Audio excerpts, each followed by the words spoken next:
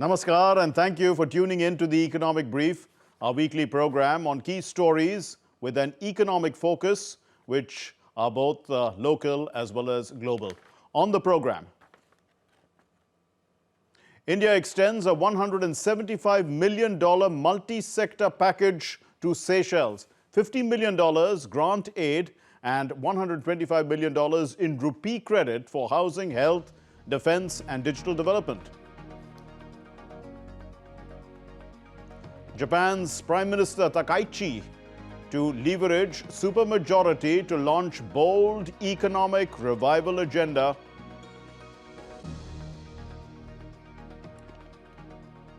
India rolls out new rules to combat deepfakes. Social media platforms will have to remove the objectionable AI-created content within 3 hours.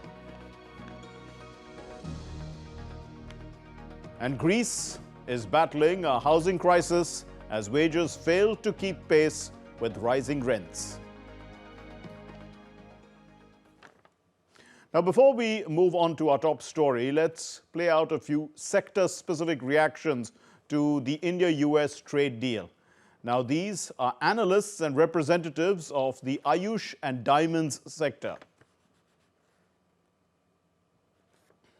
The economic ratios in India is going to boom with this deal. The job opportunity, the working atmosphere, everything going to impact this because we are having a huge conversation with the counterparts in US. When you look into the Indian economy, there are different drivers. One of the main drivers are pharmaceuticals, nutraceuticals and Ayurveda. When you look into the Ayurvedic segments, the products like ashwagandha and turmeric were niche areas. But with this deal, the industry is expecting around 20 to 30% of growth with these products in the coming 2 to 3 years of time period. Due to this trade deal, our industry is going to benefit, I think, most because we are a labor-oriented manufacturing. So, US is a constitute about 35% of our exports for diamonds, so which was coming close to 3-4% in last 5 months. So, I think with this trade deal, we'll be able to compete with all competitors like Interop and all because they have zero duty. And now let's take a look at India's relationship with Seychelles in the context of the larger vision of the Global South. India's Global South vision is Mahasagar. Now, that is an extension of the security and growth for all in the region. It stands for mutual and holistic advancement for security and growth in the region. And it is inclusive growth, sustainability and security with a focus on local priorities, as we shall see as we go on, and not just geopolitics. Moving on to our next slide. So, India has offered a special package to Seychelles, and this is $175 million. And it's a blend of both grant, which is about $50 million, and a rupee credit of $125 million. That's important. And it's going to look at all sorts of sectors: housing, health, defense, digital, among the key sectors. So it's multi-sectoral. We move on to our next slide, and we shall break this down a little bit. There are going to be projects which are decided by the Seychelles government, housing projects to improve living standards, then healthcare, obviously, which will be their healthcare upgrades, and also training for their personnel. And there's also e-mobility initiatives for a green transition. India has been very strong, helping the economies diversify beyond tourism and providing a stimulus for growth. And India's commitment is also, as we can see in our next slide, is to these small island developing nations. Small island nations, India has key strategic cooperation there. We can see that in defense support, coastal and maritime safety. India has given patrol vessels, aircraft, coastal radar systems. There's been joint surveillance, and they have an exclusive economic zone that India and Seychelles have joint surveillance of digital governance and data cooperation, and also maritime scientific research partnerships. So these are key strategic areas, as we can see, that India and Seychelles are cooperating. Then there is, of course, the rupee-dominated aid, and why it matters, I did mention right at the beginning. This encourages the procurement of Indian goods and services directly in rupees, paid for in rupees. And this also reduces the foreign exchange risk of Seychelles. They don't need to have dollars to deal with India. They can just work on this from the rupee credit line that they have. So it's easy for them to just purchase things from India in rupees. And then it strengthens bilateral financial and trade ties. Clearly, you know, the intermediary or using the US dollar could be a stumbling block for countries like Seychelles. Now, there are similar aid models, as we can see, which are available that India is providing to other small island nations. There is Mauritius, there's Maldives, and then there is India is being seen, as we can see through all this, as a trusted development partner. India is a trusted development partner, development support with strategic influence. And India clearly is a nation that can be trusted in this particular field. Now, before we introduce our guest on the program, let's listen to the Ministry of External Affairs' spokesperson, Ranveer Jaiswal. He's highlighting the status of the India-US framework understanding for a trade agreement. And also, we listen to Dr. Deepak Mittal. He's India's ambassador to the UAE, and he's putting into context the forthcoming India AI Impact Summit. And he was speaking at an event at Symbiosis in Dubai. India and the United States, we had agreed to a joint statement on the framework for an interim agreement on reciprocal and mutually beneficial trade. This was issued on 7th February 2026. The joint statement is the framework and remains the basis of our mutual understanding in this matter. Both sides will now work towards implementing this framework and finalizing the interim agreement. The amendments in the US fact sheet reflect the shared understandings contained in the joint statement. It is the AI, if I may say, is being co-authored in the classrooms, in the startups and the communities of the Global South. I think that's what the AI Impact Summit represents when it is being held next week. There's a purpose of this summit, and that purpose is how AI can become, how we can work together to ensure that AI becomes a force for collective good. How do you view this move to rupee-denominated aid to Seychelles? What impact will it have for the future lines of credit? So there are two parts to it. One is it clearly shows the intent of Indian government to internationalize rupee, INR even more, starting by securing. So this is one example. We have many strategic investments and partnerships with some of the smaller islands, which do dual job for us of A, trying to internationalize Indian rupee, B, trying to secure bilateral trade or shipping relationships, and maintain the security of the water surrounding such regions. So I think it's a dual mandate, dual purpose like MOUs and the investments for India in Seychelles. It's not just about trying to improve economic cooperation. Dr. Javadekar, also this entire package of $175 million, what message does this send out also about India as a trusted development partner in the Global South? That message was already pretty clear during COVID when we were at the forefront of supplying the medicines against COVID, vaccines. And so I think that message was quite clear. This is an expansion of or the continuation of the similar policies. And we are aggressive now, a little bit more than previously, in trying to secure some of the strategic interests. Chinese influence in the Western Arabian Sea is growing, and we need to have strategic interest placed there in advance.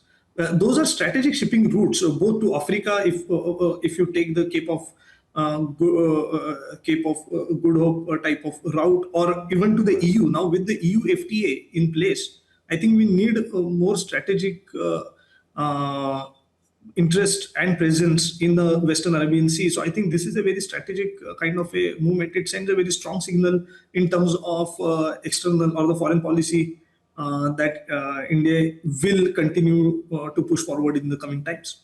And so, do you see further, more such development aid projects, let's say in other small island nations? We do mention Maldives, there is Mauritius, and also the whole concept of mutual and holistic advancement of security and growth for all in the region, which is Mahasagar. Mahasagar. Yes. No, I was exactly going to mention that this again continues our strategic vision of Mahasagar. That's one point. And I think you mentioned Maldives and Mauritius. I think we also have some trade, no, not trade, some strategic investments and port developments or the shipping development type of deals with one or two. I'm forgetting the names, but I think on the African side, Caracas, and so I think this does not appear to be a one-off investments or one-off initiative from the Indian government. However, it should not be looked at as mainly a internationalization of INR type of a exercise. It is a foreign policy, external relations, strategic interest type of MOU or the investments rather than internationalization of rupee. Well, fresh from securing a commanding 352-seat supermajority with her ruling coalition, the Prime Minister of Japan, Sanai Takachi, is moving swiftly to translate political strength into economic action. Framing the mandate as a powerful push forward, she's outlined a sweeping revival plan built on 5 pillars with a 10 trillion yen stimulus. Let's look at this report.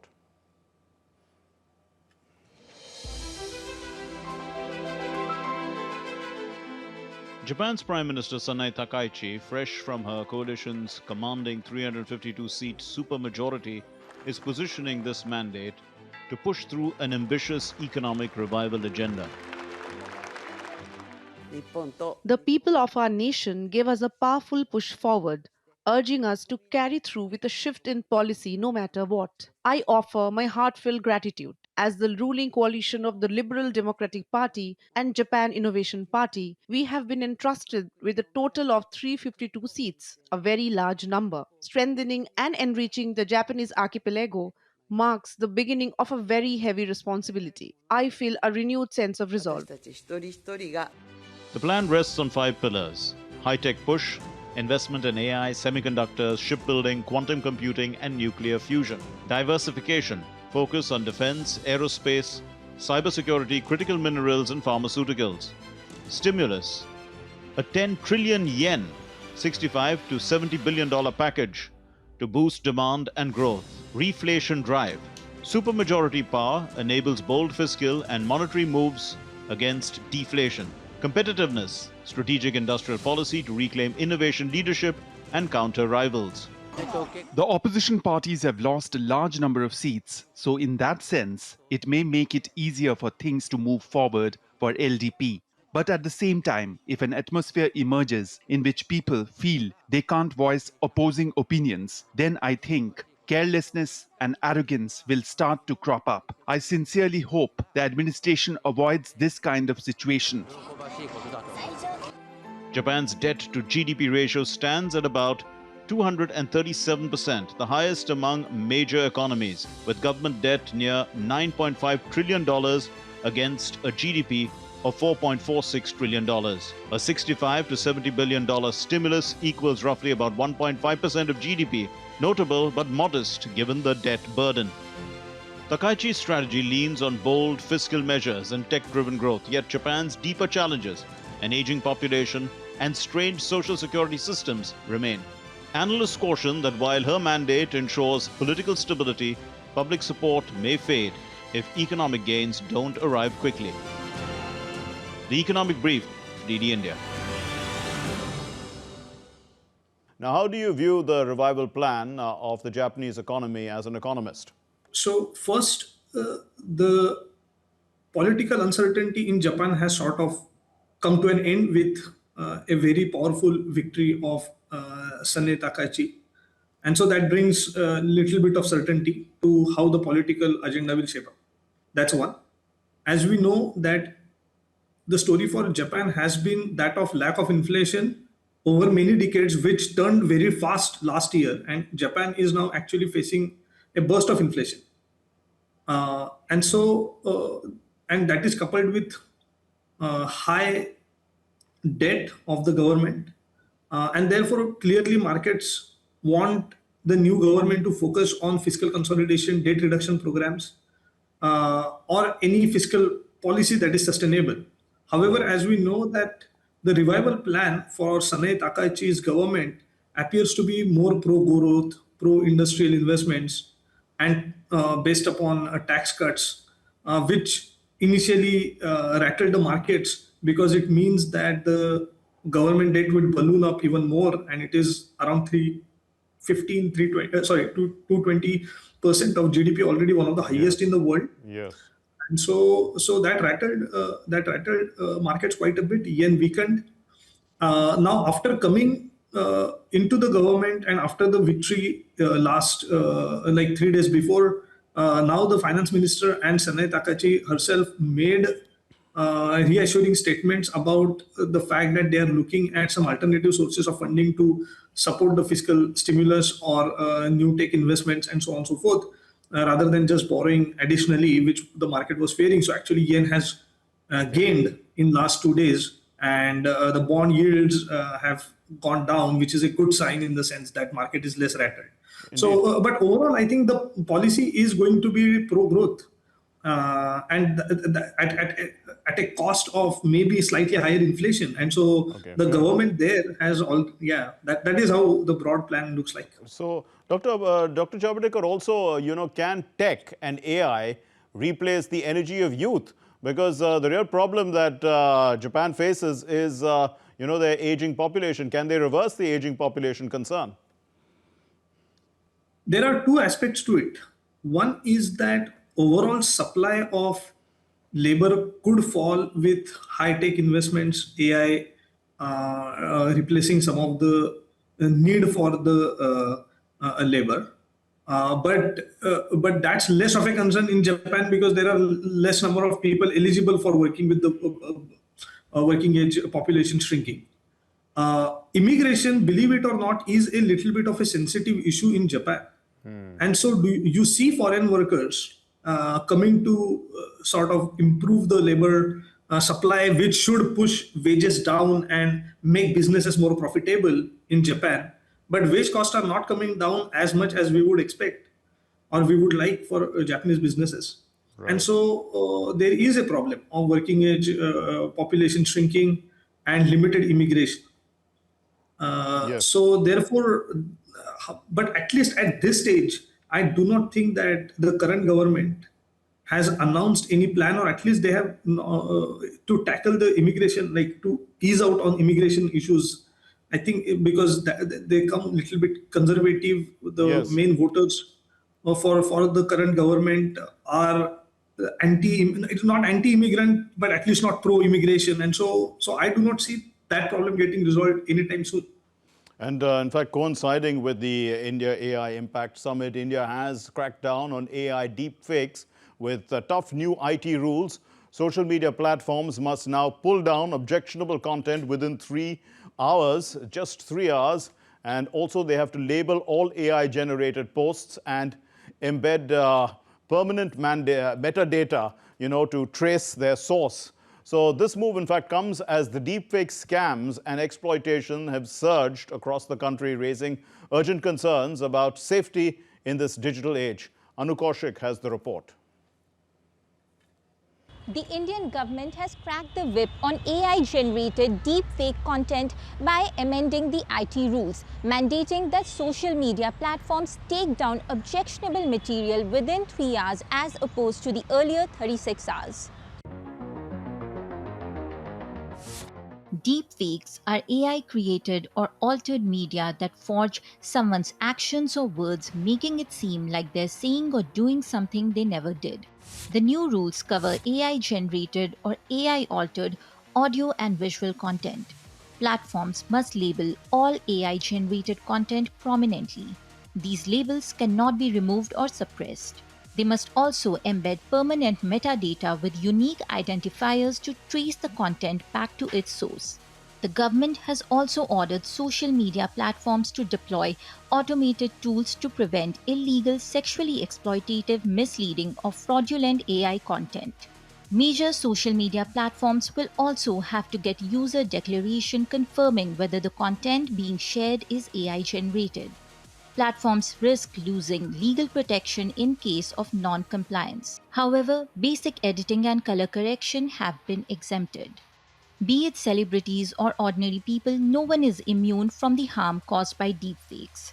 In 2024, a techie was arrested for creating a deepfake video of actress Rashmika Mandanna. Deepfakes are being increasingly used in scams.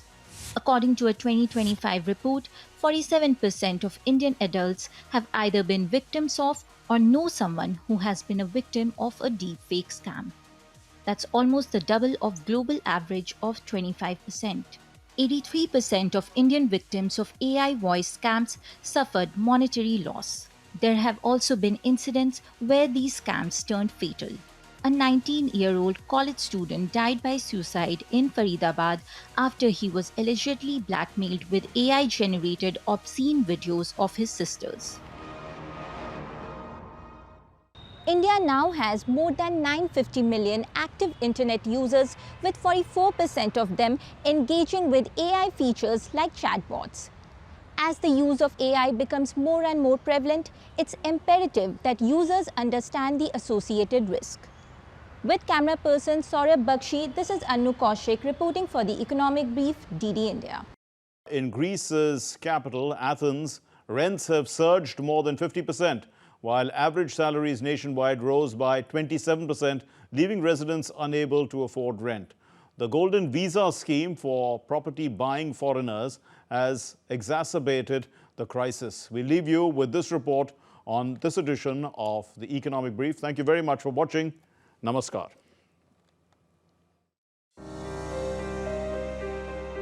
While the Greek economy is rebounding sharply from its 2009 to 2018 crisis, rents have been soaring and wages failing to keep pace.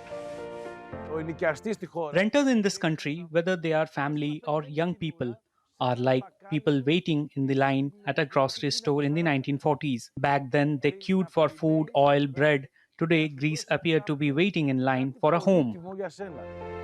According to surveys, over 83% of Greeks say they are unable to save money. During the financial crisis, housing construction froze, leading to a shortage of 180,000 houses for rent or sale in big cities. From 2019 to 2024, rents surged more than 50% on average in capital Athens, while average salaries nationwide rose by 27%. In 2014, Greece began offering golden visas to foreigners who buy a property. This has worsened the crunch in rental housing. In 2025, foreign investors accounted for 40% of property transactions in Athens. Since mid-2010s, 150,000 properties in Athens have been converted to short-term rentals for tourists.